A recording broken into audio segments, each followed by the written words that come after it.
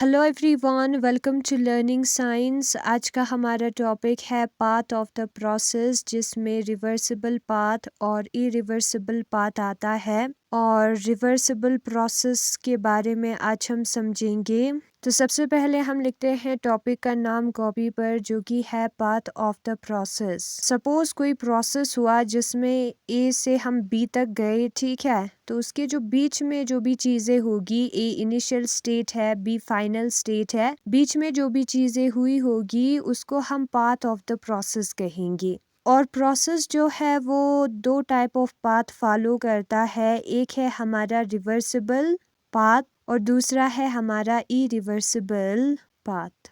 तो ये है हमारे दो टाइप ऑफ प्रोसेस, ठीक है, सॉरी दो टाइप ऑफ पाथ। जो रिवर्सिबल पाथ फॉलो करेगा प्रोसेस, उसको हम रिवर्सिबल प्रोसेस कहेंगे और आज हम समझेंगे रिवर्सिबल प्रोसेस को। ये जो रिवर्सिबल प्रोसेस है वो स्लोली होता है, वो एकदम से नहीं होता, ठीक है, वो बहुत ही धीरे होगा, इसलिए इसको हम रिवर्स कर सकते हैं और रिवर्सिबल होगा। सपोज ये है हमारा एक बीकर और उसमें रखा है हमने पिस्टन और इस पिस्टन के ऊपर हमने रखा है सैंड, ठीक है। ये है हमारा सैंड, ये है हमारा पिस्टन और ये जो पिस्टन और सैंड और एटमॉस्फेरिक प्रेशर तीनों जो है वो मिलकर एक्सटर्नल प्रेशर अप्लाई करेगा, ठीक है। और बीकर के अंदर है हमारा गैस जो कि इंटरनल प्रेशर अप्लाई करेगा। अब ये जो गैस प्रेशर अप्लाई करता है, फोर्स अप्लाई करता है, और जो बाहर से फोर्स आता है वो जब इक्वल होगी तब पिस्टन मूव नहीं करेगा और उसको हम इक्विलिब्रियम कहेंगे। और ये जो फिगर है वो बुक में दिया है।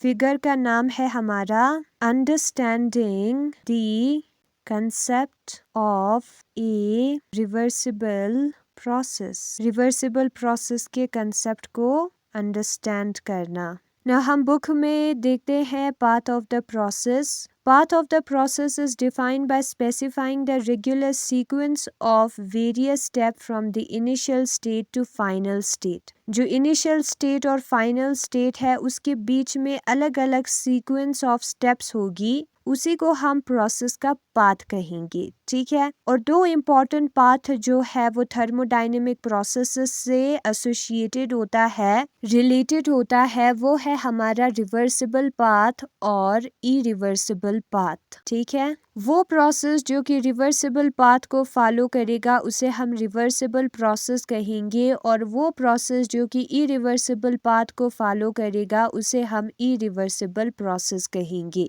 आज हम समझेंगे रिवर्सिबल प्रोसेस जो कि रिवर्सिबल पाथ को फॉलो करेगा, ठीक है। It is a process which is carried out infinitesimally slowly. ये एक प्रोसेस है जो कि बहुत ही स्लोली होता है, so that all the changes acquiring in the direct process can be exactly reverse. तो जितने भी चेंजेस जो कि डायरेक्ट प्रोसेस में होगा उसको हम रिवर्स कर पाएंगे और सिस्टम जो है वो इक्विलिब्रियम के स्टेट में रहेगा हर वक्त, ठीक है। यहाँ पर कुछ किया हमने, ठीक है, कोई प्रोसेस हुआ उसको हम रिवर्स कर सकते हैं, उसको हम उल्टा कर सकते हैं और ये प्रोसेस बहुत ही स्लोली होता है। उस टाइप ऑफ प्रोसेस को हम रिवर्सिबल प्रोसेस कहेंगे और जब हम रिवर्स करेंगे उसके बाद सिस्टम जो है वो इक्विलिब्रियम के स्टेट में रहेगा। सिस्टम जो है हमेशा इक्विलिब्रियम के स्टेट में रहेगा, यानी कि जो आउटसाइड फोर्स और इनसाइड फोर्स है वो इक्वल होगी। In other words, a reversible process is conducted in such a manner that at every stage, दूसरे वर्ड्स में कहे तो रिवर्सिबल प्रोसेस जो है उसको हम एक ऐसे वे में करेंगे उस प्रोसेस को कि हर स्टेज पर जो ड्राइविंग फोर्स है वो इनफिनिटेसिमली ग्रेटर होगा ओपोजिंग फोर्स से। ओपोजिंग फोर्स से थोड़ा सा ही ग्रेटर जो है ड्राइविंग फोर्स होगी।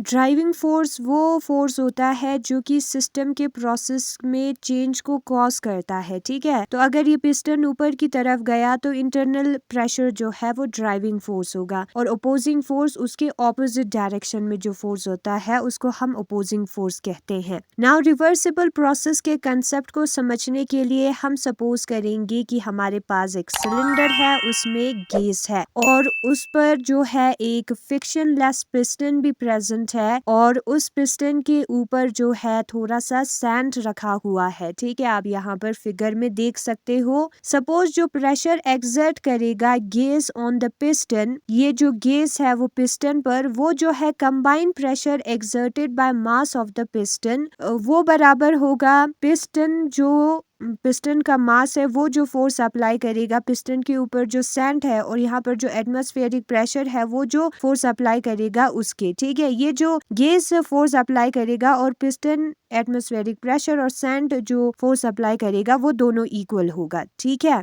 तो ये जो ऑपोजिट फोर्सेस है वो इक्वल होगा। तो इस कंडीशन में क्या होगा, ऑपोजिट फोर्सेस इक्वल है तो पिस्टन जो है वो बिल्कुल भी मूव नहीं करेगा और हम कहेंगे ये जो है वो इक्विलिब्रियम स्टेट में है, इसलिए कोई एक्शन नहीं हो रहा है, नहीं तो वो या तो नीचे की तरफ जाता या ऊपर की तरफ जाता। ठीक है, नाउ हमने क्या किया, हमने जो है एक स्पेक ऑफ द सैंड को रिमूव किया, यहाँ से थोड़ा सा टुकड़ा सैंड का, एक पार्टिकल सैंड का हमने हटा दिया। तो जब हम हटाएंगे यहाँ से थोड़ा सा हिस्सा सैंड का, the gauge will expand slightly, तो गेज जो है वो थोड़ा ऊपर की तरफ जाएगा। तो ड्राइविंग फोर्स यहाँ पर गेज अप्लाई कर रहा है। ठीक है, ये जो गेज का फोर्स है वो ऊपर की तरफ लेकर जा रहा है, फिर इक्विलिब्रियम रिस्टोर्ड हो जाएगा ऑलमोस्ट इमीडिएटली, फिर ऊपर की तरफ जाता नहीं जाएगा, फिर पिस्टन स्टॉप करेगा, उसको हम इक्विलिब्रियम कहते हैं। ठीक है, और ऐसे चेंज को हम क्या कहेंगे, इन्फिनिटेसिमल चेंज कहेंगे। यहाँ से थोड़ा सा सैंड हटाने पर थोड़ा सा पिस्टन हमारा ऊपर जाएगा, फिर इक्विलिब्रियम आएगा, फिर वो स्टॉप हो जाएगा, उसको हम कहेंगे इन्फिनिटेसिमल चेंज। नाउ अगर हम उस पार्टिकल ऑफ सैंड को रिप्लेस कर दे तो गेज जो है वो अपने ओरिजिनल वॉल्यूम पे रिटर्न होगा। उस पार्टिकल को दोबारा यहाँ पर रखे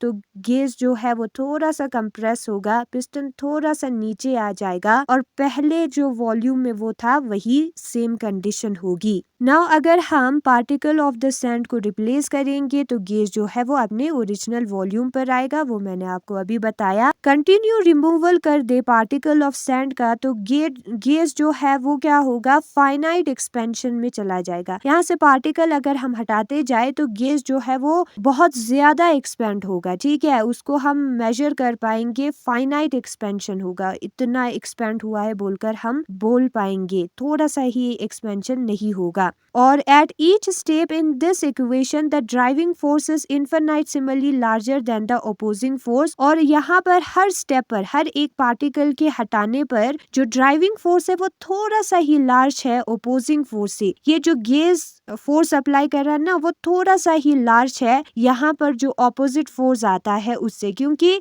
ऑपोजिट फोर्स को हमने कम कर दिया है एक एक पार्टिकल हटा के। ठीक है, उसकी वजह से गेज का जो फोर्स है वो थोड़ा सा ही लार्ज है, ओपोजिंग फोर्स से थोड़ा सा ही एक्सपेंशन होगा। At all times equilibrium is restored immediately, और हर टाइम पर इक्विलिब्रियम हमें मिलेगा, फिर उसके बाद एक्सपेंशन और होता नहीं जाएगा। ठीक है, थोड़ा सा ही एक्सपेंड होगा। तो उस टाइप ऑफ प्रोसेस को हम क्या कहेंगे, उस टाइप ऑफ प्रोसेस को हम रिवर्सिबल प्रोसेस कहेंगे, क्योंकि अगर हम पार्टिकल को दोबारा उसके पोजीशन पे लगाए, दोबारा पुट करें यहाँ पर, तो प्रोसेस रिवर्स हो जाता है। यहाँ से जब हम एक पार्टिकल को हटाएंगे तो गेज थोड़ा सा पिस्टन ऊपर आ जाएगा, सिर्फ थोड़ा सा ही। ठीक है, जो ड्राइविंग फोर्स है गेज का फोर्स है वो थोड़ा सा ही ज्यादा है एक्सटर्नल प्रेशर से, आउटसाइड वाले फोर्स से। पहले तो बराबर था, एक पार्टिकल के हटाने की वजह से जो आउटसाइड वाला फोर्स है वो थोड़ा सा ही कम हुआ है। तो जैसे ही हम एक पार्टिकल को हटाएंगे तो ये थोड़ा सा ही एक्सपेंड होगा, उस पार्टिकल को वापस रखेंगे तो ये कंप्रेस होगा। रिवर्स हो गया ना, एक्सपेंशन भी वो कर सकता है और कंप्रेस भी वो हो सकता है, तो उस प्रोसेस को हम रिवर्सिबल प्रोसेस कहेंगे। और यहाँ पर आपको क्लियरली समझ में आएगा प्रोसेस जो है वो स्लोली हो रहा है, एक एक पार्टिकल के हटने की वजह से हो रहा है। और यहाँ पर जो हमारा ड्राइविंग फोर्स है, इस गेज का फोर्स है वो थोड़ा सा ही इन्फिनिटेसिमली ग्रेटर है ओपोजिंग फोर्स से, बाहर वाले फोर्स से। तो ये कंडीशन होना चाहिए रिवर्सिबल प्रोसेस के लिए। ठीक है, इन्फिनिटेसिमली का मतलब होता है एक्सट्रीमली स्मॉल। ठीक है, तो थोड़ा सा ही ज्यादा होगा हमारा ड्राइविंग फोर्स ओपोजिंग फोर्स से। और यहाँ पर फिगर दिया है understanding the concept of a reversible process. तो रिवर्सिबल पाथ जो है वो फॉलो करता है हमारा रिवर्सिबल प्रोसेस। इस प्रोसेस को हम रिवर्स में भी लेके जा सकते हैं। तो यही है आज का हमारा टॉपिक, रिवर्सिबल प्रोसेस, जो कि पाथ ऑफ प्रोसेस में आता है। अभी एक और एग्जाम्पल है हमारे रिवर्सिबल प्रोसेस का, फिर उसके बाद इरिवर्सिबल प्रोसेस दिया है वो हम नेक्स्ट वीडियो में करेंगे। तो यही है आज का topic, path of the process. Thanks for watching.